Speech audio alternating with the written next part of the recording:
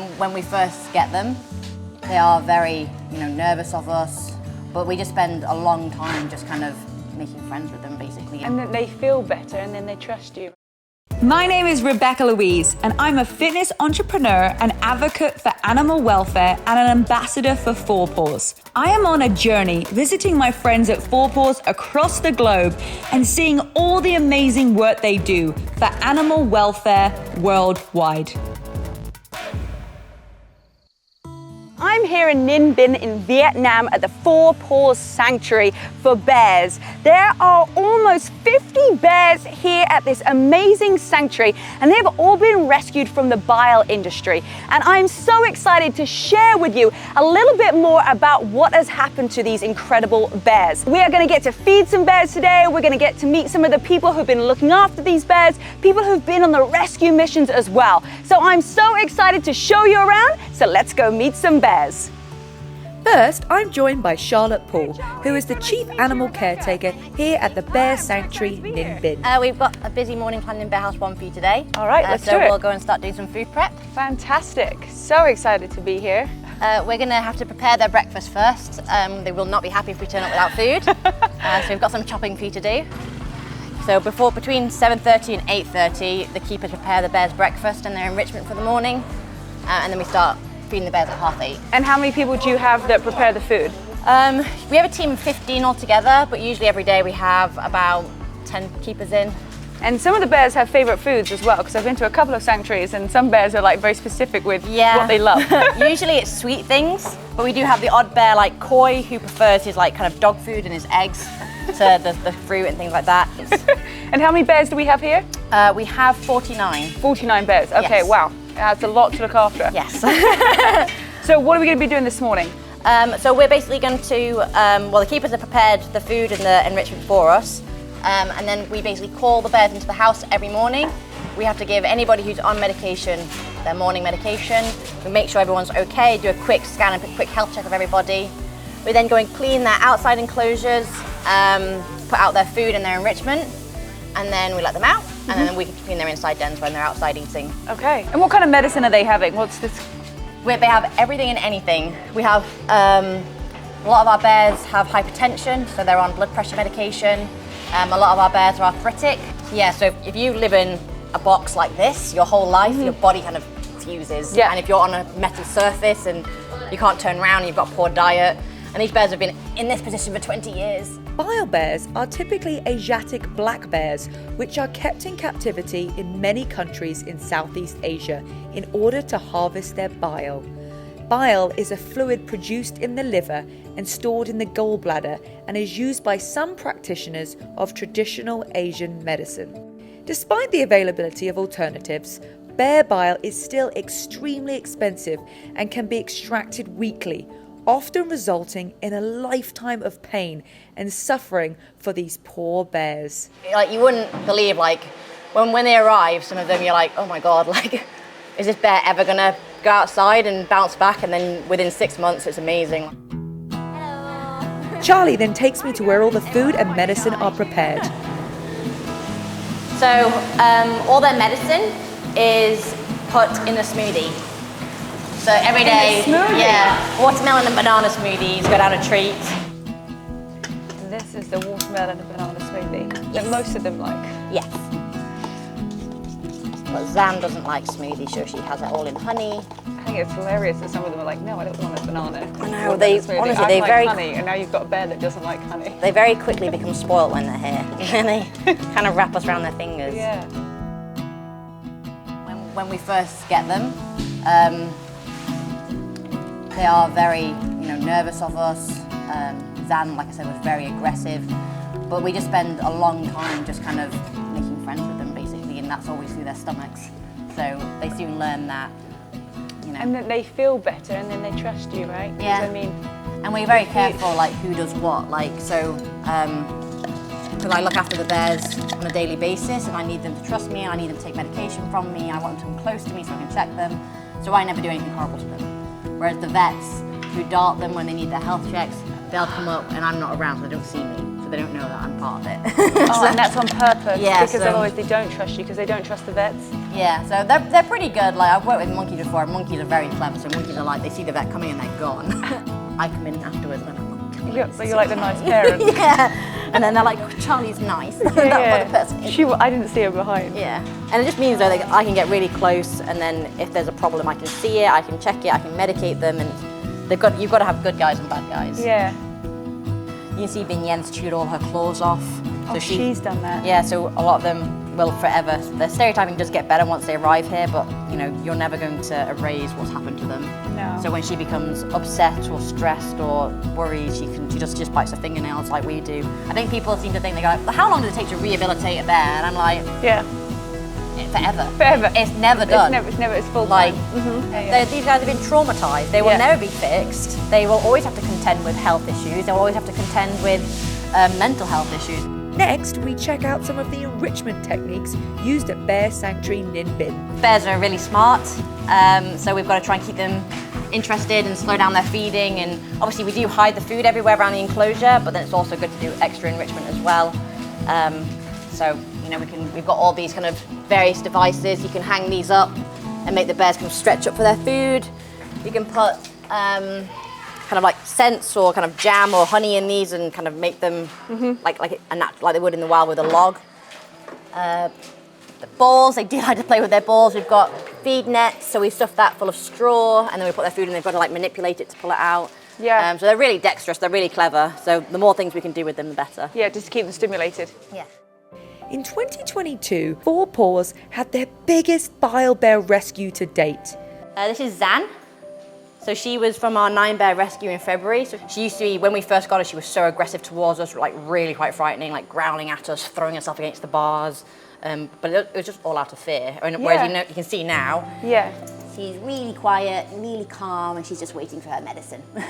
Yeah. She knows she's getting Because what was her story? Where did she come from? So she came from a farm down in the south of Vietnam, and she'd been in there for minimum 20 years. And what were they using her for? Bile. For bile. She was living with in someone's back garden, basically, in a concrete cell, and there was another bear T on the other side of her, but they couldn't see each other, and there was a wall dividing them. So we recently lost T.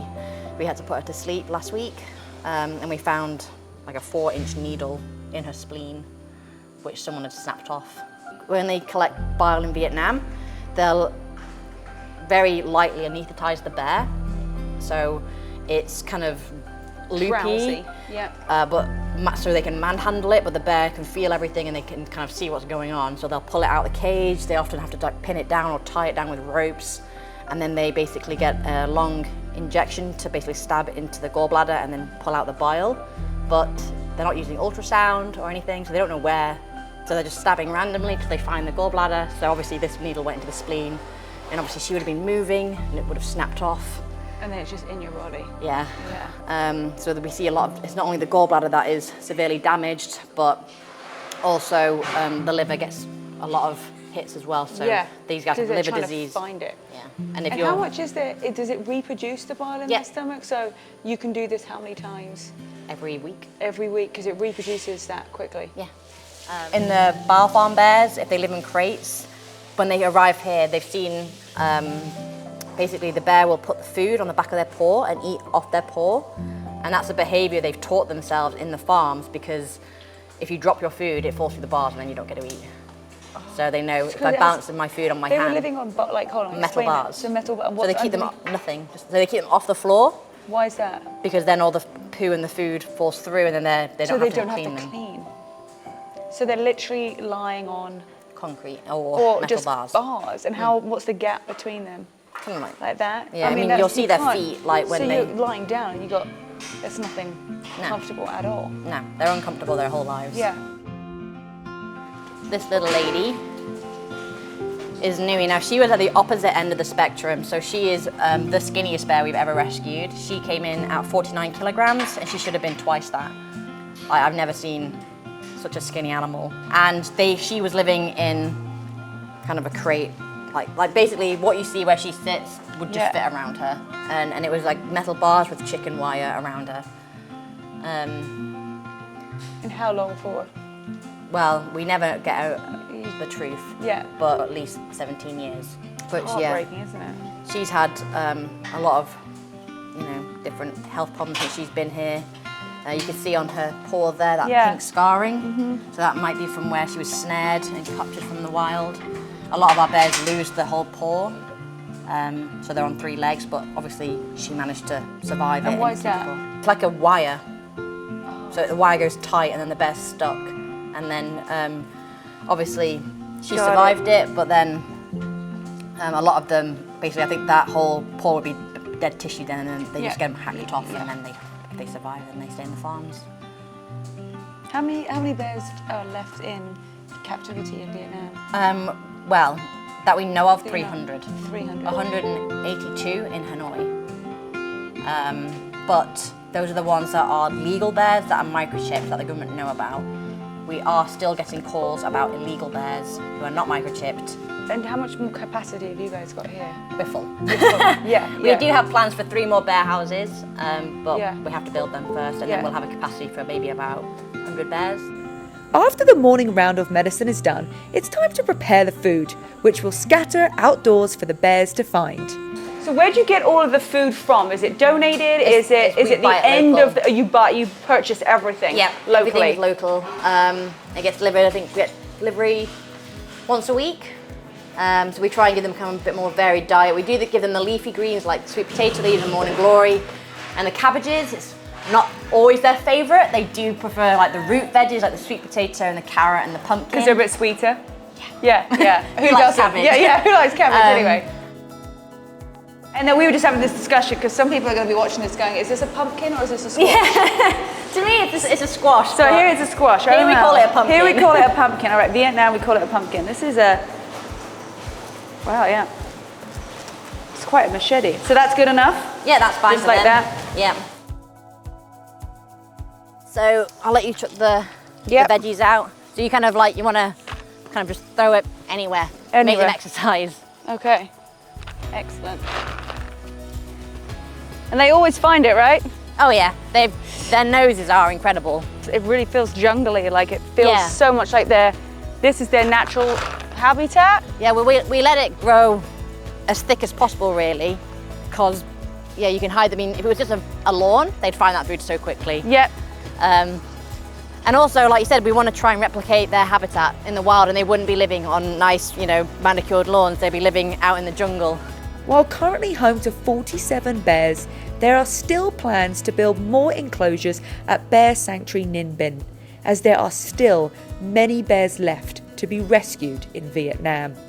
So in 2005, the government wanted to kind of really get a handle on the bear bile industry. So they said no more extracting bile from bears.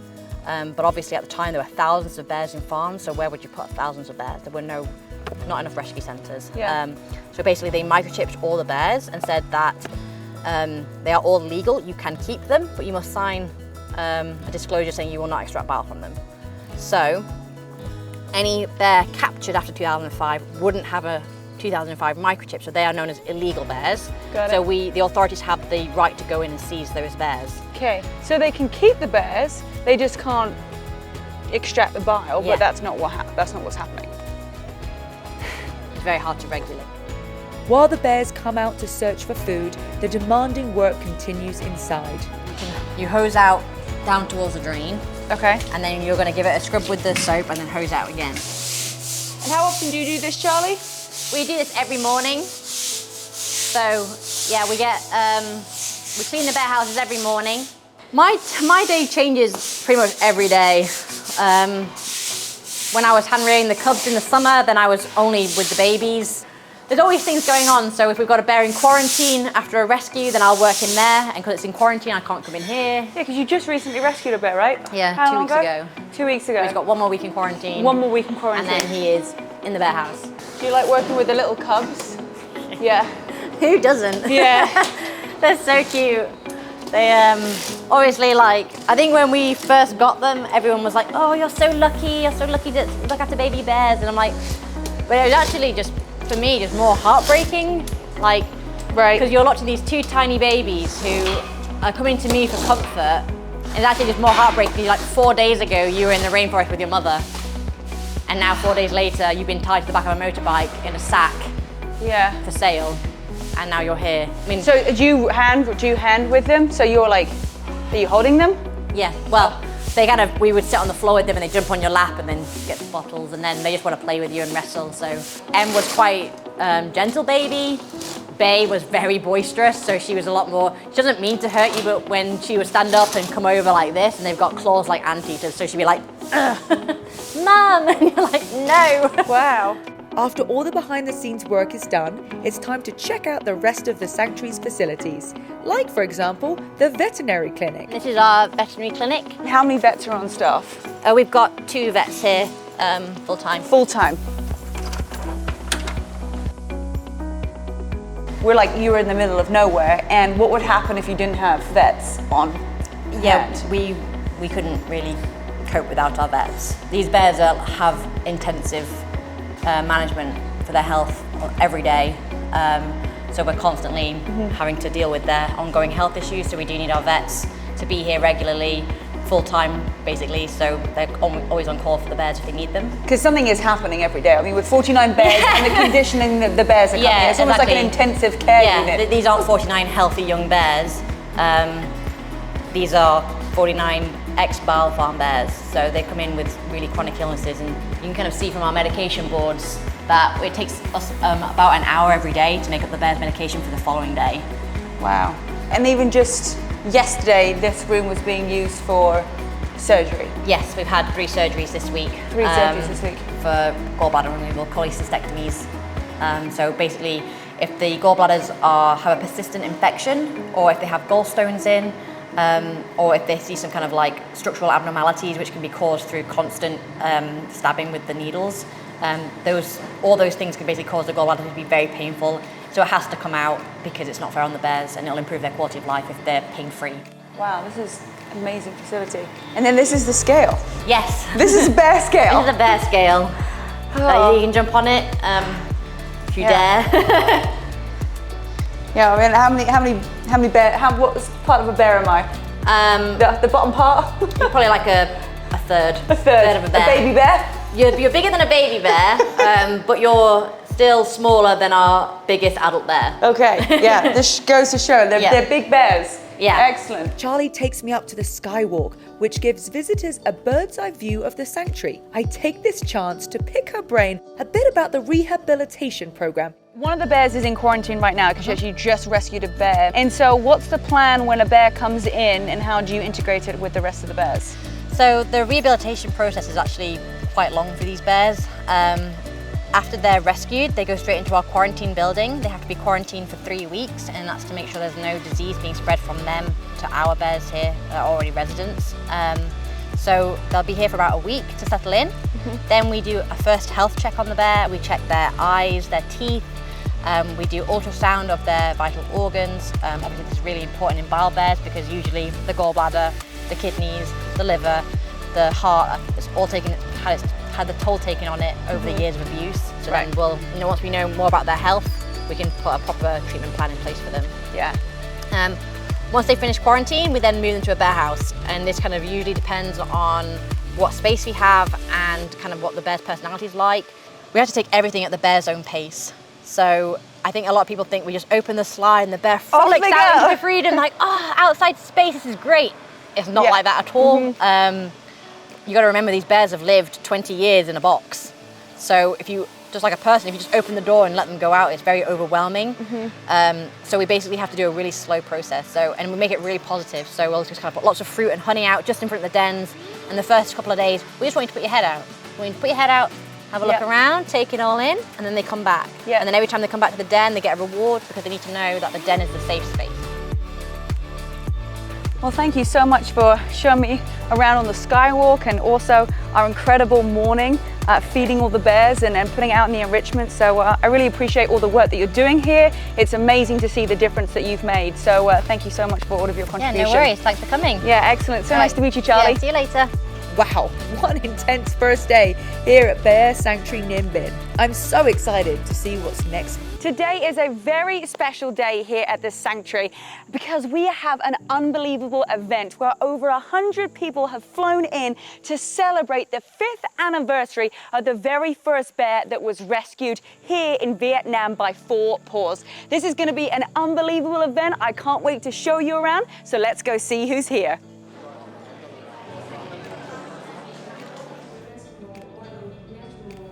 Today we are very happy to welcome you to the 5th year anniversary of the first bear rescue.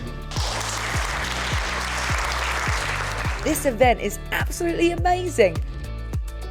We even ran into Afron from our time in Kosovo at Bear Sanctuary Pristina, as well as many other 4 paws colleagues from across the globe.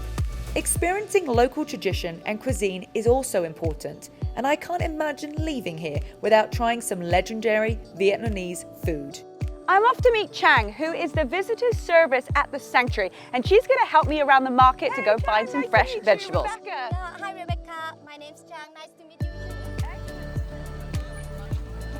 you. Loads of different types of vegetables. Yeah.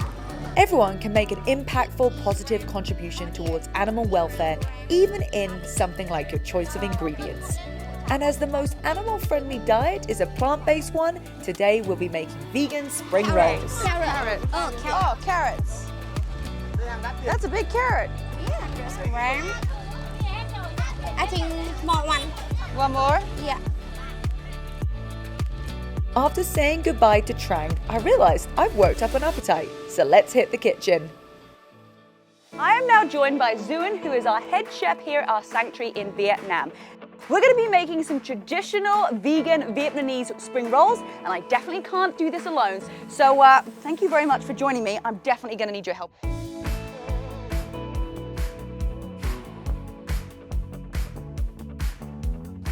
So far we have got 2 potatoes and we have kind of shredded them up.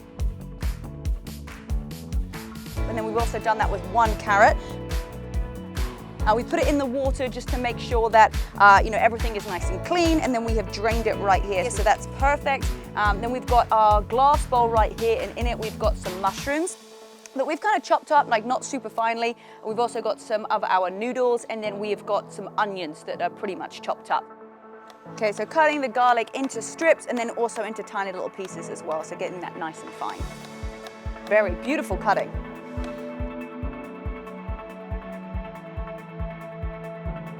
So she's put the potato and the carrots on top, and now we're just cutting up some spring onion. Now we're putting all the cilantro in, putting all of the spring onion in, and we're gonna mix that too. Okay, so this is rice paper, just rice, it's just made of rice. Okay, so just 1 piece. Okay.